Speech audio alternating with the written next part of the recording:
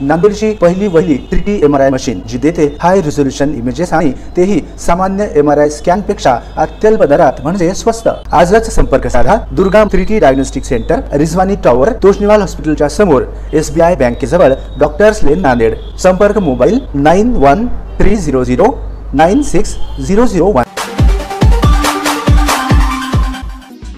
गोली का जवाब गोली से। अष्टविनायक नगर में गोलीबारी करने वालों सहित 3 आरोपी पुलिस की गिरफ्त में। पुलिस पर भी फायरिंग करने वाले आरोपियों पर बरसी गोलियां।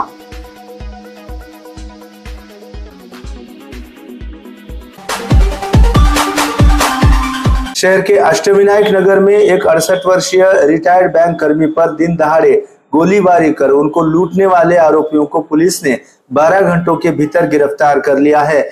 जांच के दौरान पुलिस पर भी फायरिंग करने वाले एक आरोपी पर गोलियां बरसाकर पुलिस ने उसे पकड़ लिया है। इस मामले में मास्टरमाइंड आरोपी के साथ कुल 3 आरोपी पकड़े गए हैं। ऐसी जानकारी जिला पुलिस अधीक्षक श्री कृष्ण कोकाटे ने आज संवाददाता सम्मेलन में पत्रकारों को दी। विदित हो कि मंगलवार 7 मई को शहर के भाग्यनगर पुलिस स्टेशन के अंतर्गत आने वाले अष्टविनायक नगर में रविंद्र रामराव जोशी नामक 68 वर्षीय रिटायर्ड बैंक कर्मी पर स्कूटी पर सवार 2 आरोपियों ने गोलियां चलाई थी। इसमें वे घायल हुए थे। जोशी के घर के सामने ही ये वारदात हुई थी। इस घटना ने नांदेड़ में फिर एक बार खलबली मचाई थी। इस घटना का वीडियो वायरल हुआ था, जिसकी बुनियाद पर पुलिस ने तत्काल जांच पड़ताल शुरू की। 7 मई की रात को ही मामले का मास्टरमाइंड हरदीप सिंह बलदेव सिंह ढिल्लों को कब्जे में लिया गया। रविंद्र जोशी पर गोलीबारी करने वाले रोहित सतपाल कौड़ा और सरप्रीत सिंह उर्फ साजन दलवीर सिंह सहोता, इन दोनों को विष्णुपुरी परिसर के असदमंद रोड पर पीछा कर पकड़ लिया। इस बीच आरोपी ने पुलिस उप निरीक्षक आनंद बिचेवार और उनके दस्ते पर गोलियां चलाई। अपनी सुरक्षा के लिए पुलिस ने भी गोली का जवाब गोली से दिया। पकड़े गए 3 आरोपियों से 40,000 रुपए नकद, पिस्टल, चाकू और स्कूटी तथा एक कार बरामद की गई है। ऐसी जानकारी जिला पुलिस अधीक्षक श्री कृष्ण कोकाटे ने MCN हिंदी न्यूज को दी। विनायक नगर भाग्यनगर पोलीस स्टेशनच्या अंतर्गत एक फायरिंग आणि रॉबरीचं प्रकरण झालेलं होतं। श्री रवींद्र जोशी जे 68 वर्षाचे आहे, त्यांच्या हाताला आणि पायाला गोळी लागलेली होती आणि त्यांचे 40,000 रुपये हे जबरीने चोरून नेण्यात आलेले होते।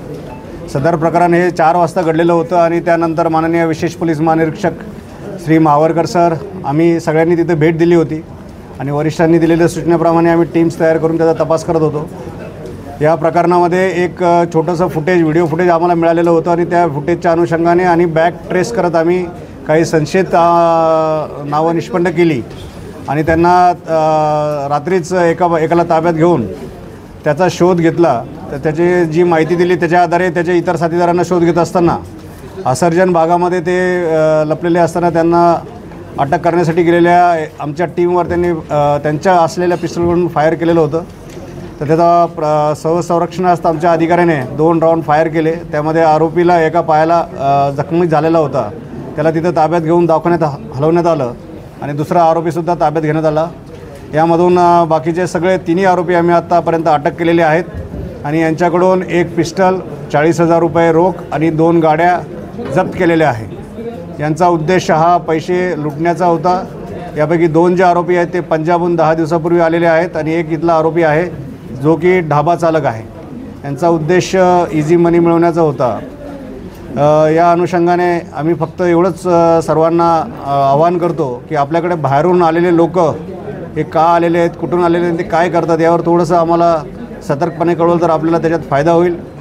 नांदेडमध्ये असल्या कुठल्याही प्रकारच्या इन्सिडेंटला आम्ही आत्तापर्यंत इमिजिएटली तपास केलेला आहे आणि यामधून लोकांनी कुठल्याही पद्धतीने घाबरून न जाणे आणि प्रशासनावर विश्वास ठेवावा, आपलं दैनंदिन जीवन आनंदात जगावं हीच आमची त्यांना सूचना आहे।